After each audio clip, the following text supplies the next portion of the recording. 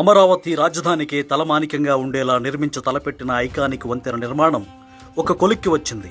ఈ వంతెన డిజైన్ను ప్రజలే ఎంపిక చేశారు. 4 రకాల డిజైన్లను చంద్రబాబు ఖరారు చేయగా వాటిని CRDA ఓటింగ్ కోసం ఆన్లైన్లో పెట్టింది.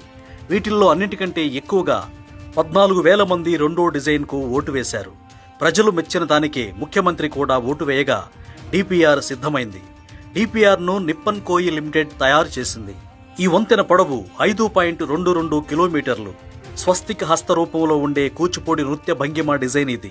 ఎరుపు తెలుపు రంగుల్లో జంట పైలాన్లతో రూపొందించారు. డిజైన్లో స్థానికతకే పెద్దపీట వేశారు. అమరావతిలోని రాయపూడి నుంచి కృష్ణానదికి అటువైపున NH65 వద్ద NTR జిల్లా మూలపాడు వరకు 5.22 కిలోమీటర్ల పొడవున కేబుల్ బ్రిడ్జిని నిర్మిస్తారు.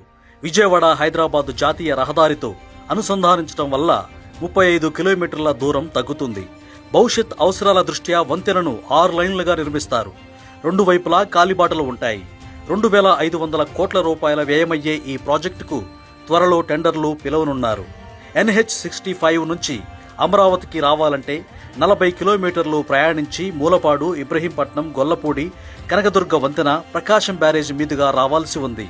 వంతెన వల్ల మూలపాడు నుంచి 5 కిలోమీటర్లు ప్రయాణిస్తే అమరావతిలో అడుగు పెట్టొచ్చు. 35 కిలోమీటర్ల దూరం